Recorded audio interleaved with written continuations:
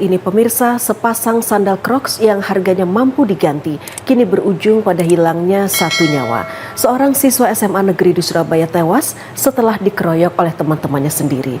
Tragedi ini menjadi potret buram tentang betapa mudahnya kekerasan dipilih sebagai jalan penyelesaian masalah yang sebenarnya masih bisa diselesaikan dengan akal sehat.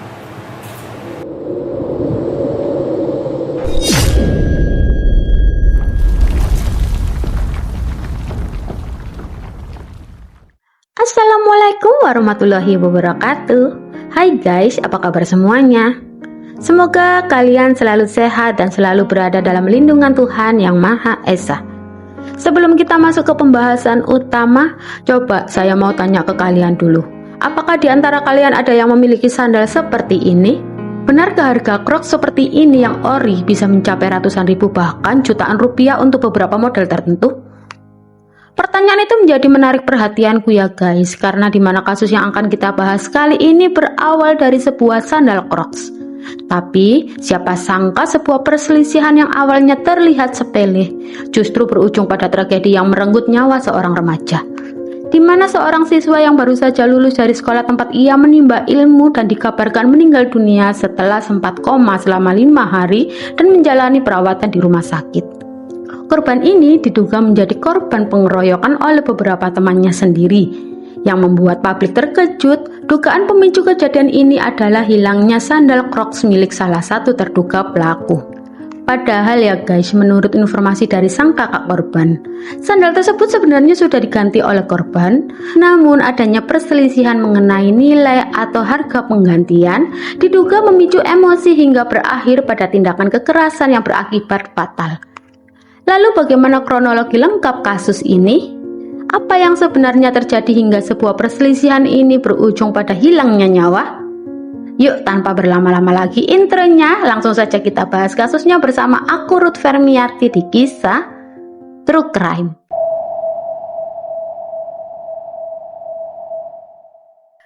Thomas Julianus Kristianto yang berusia 19 tahun adalah seorang siswa tingkat akhir yang baru saja menyelesaikan pendidikannya di SMA Negeri 11 Surabaya. Di balik senyumnya, Thomas menyimpan kisah hidup yang tidak mudah.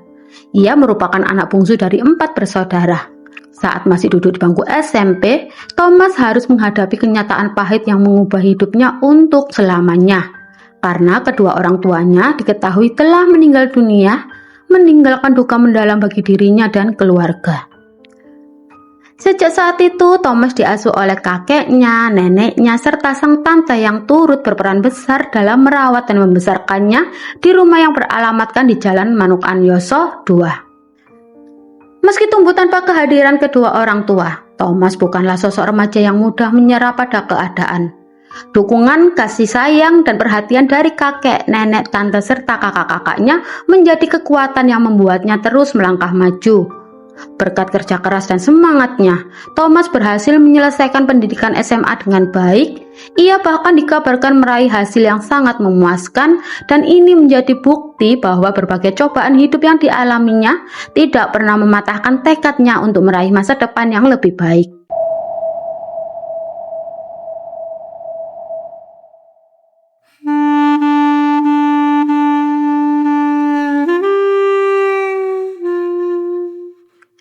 Pada Sabtu malam 30 Mei 2026 sekitar pukul 23 waktu Indonesia Barat, Thomas tiba-tiba merasa haus dan pamit kepada keluarganya untuk keluar sebentar membeli minuman ringan kemasan di sebuah toko kelontong yang berada di depan gapura dekat rumahnya di Jalan Manukan Yoso.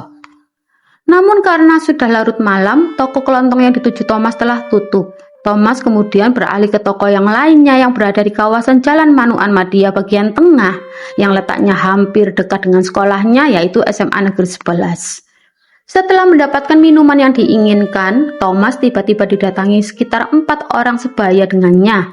Saat itu Thomas diajak sparring dengan salah satu terduga pelaku setelah sempat terjadi cekcok. Namun bukan sparring 1 lawan 1 ya guys. Thomas justru dikeroyok oleh keempat orang tersebut. Setelah pengeroyokan itu, para terduga pelaku tersebut masih belum puas menganiaya Thomas. Pada sekitar pukul 1 dini hari yang sudah memasuki hari Minggu 31 Mei 2026, Thomas kemudian dibawa paksa di kawasan Jalan Raya Tengger Tandes yang berada di area sepi penduduk. Di lokasi tersebut, penyiksaan terhadap Thomas kembali berlanjut setelah sebelumnya sempat terhenti. Akibat pengeroyokan susulan tersebut, Thomas akhirnya tidak sadarkan diri. Melihat kondisi Thomas yang benar-benar lemas dan pingsan, keempat orang itu menghentikan aksinya dan memeriksa kondisi Thomas. Karena ketakutan atas apa yang baru saja terjadi, keempat orang itu kemudian berinisiatif membawa Thomas ke klinik terdekat. Namun dalam perjalanan menuju klinik, Thomas yang masih dalam keadaan pingsan didudukkan di kursi belakang sepeda motor itu ternyata terjatuh. Setelah itu Thomas sempat dipapah dan didudukkan di sebuah halaman kosong dekat toko sembako. Di lokasi itu, keempat orang itu berusaha menyadarkan Thomas. Namun tidak berhasil, kemudian mereka melanjutkan perjalanannya membawa Thomas ke klinik ibu dan anak Dr. Danu. Sesampainya di klinik, Thomas langsung mendapatkan penanganan medis awal.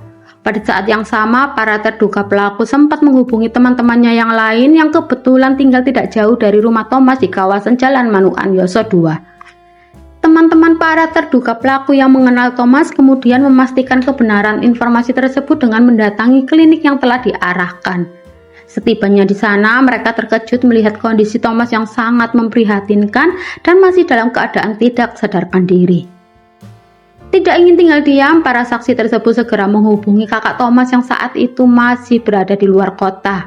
Setelah mendapatkan informasi tersebut, kakak Thomas menyarankan agar mereka segera menghubungi saudara dan tantenya yang masih berada di rumah.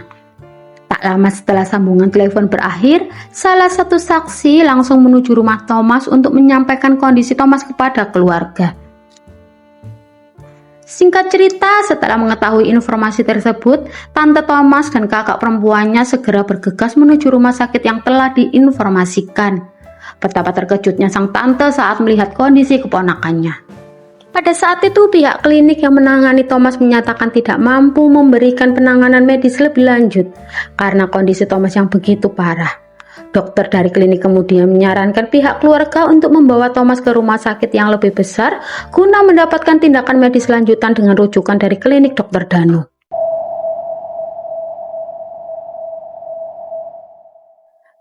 Setelah mendapatkan rujukan dari klinik ibu dan anak Dr. Danu, Thomas kemudian dilarikan ke rumah sakit yang lebih besar, yaitu Rumah Sakit Umum Daerah Dr. Sutomo, Surabaya.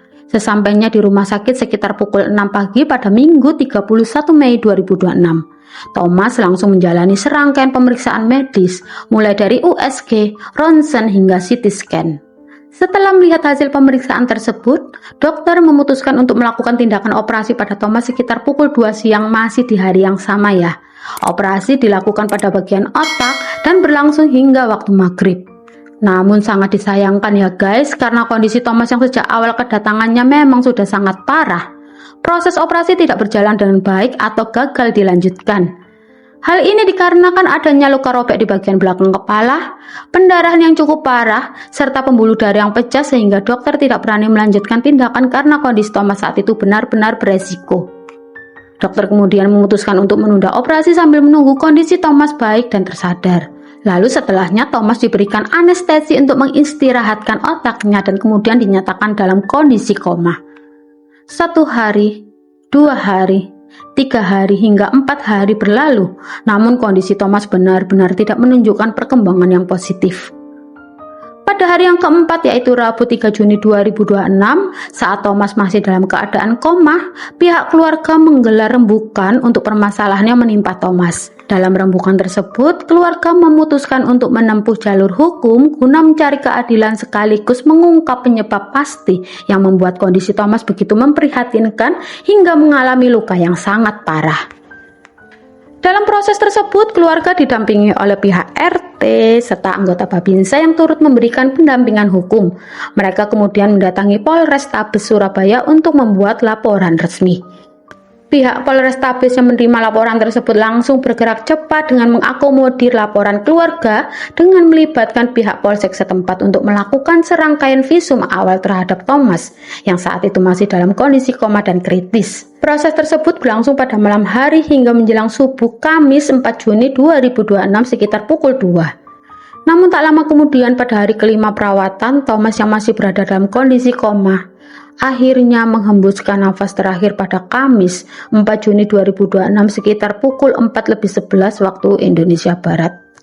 Thomas dinyatakan meninggal dunia setelah mengalami penurunan fungsi organ yang terus memburuk. Setelah Thomas dinyatakan meninggal dunia, pihak keluarga awalnya berencana untuk langsung mengebumikan jenazah Thomas. Namun pihak Satreskrim Polrestabes Surabaya meminta agar jenazah Thomas terlebih dahulu dilakukan otopsi dan visum guna kepentingan pencatatan serta proses penyelidikan kasus yang telah berjalan. Setelah mendapatkan izin dari pihak keluarga, lalu selanjutnya jenazah Thomas kemudian dibawa ke Rumah Sakit Bayangkara Surabaya untuk menjalani proses otopsi. Prosesi otopsi itu sendiri berlangsung sejak Kamis siang hingga malam hari sekitar pukul 8 waktu Indonesia Barat. Setelah seluruh rangkaian pemeriksaan selesai dilakukan, jenazah Thomas kemudian dipulangkan ke rumah duka yang berada di kawasan Jalan Manuan Yoso II. Di sisi lain, pihak kepolisian masih terus melakukan serangkaian penyelidikan dan pengembangan terkait kasus yang menimpa Thomas. Kakak Thomas yang bernama Hana mengaku mencurigai bahwa para pelaku pengeroyokan merupakan teman Thomas itu sendiri. Kecurigaan tersebut muncul karena pada pertengahan Mei sempat terjadi perselisihan antara Thomas dan salah satu temannya yang terkait sebuah sandal yang diduga bermerek Crocs. Menurut Hana, permasalahan itu bermula ketika Thomas sedang bermain di rumah temannya. Saat itu Thomas menggunakan sandal milik temannya tersebut. Entah apa yang terjadi sama Thomas saat itu, apakah tidak membawa sandal, ataukah kasutnya basah atau sepatunya basah. Setelahnya sandal itu disimpan di jok sepeda motor milik teman kakak Thomas. Namun entah bagaimana ceritanya, sandal tersebut kemudian dinyatakan hilang.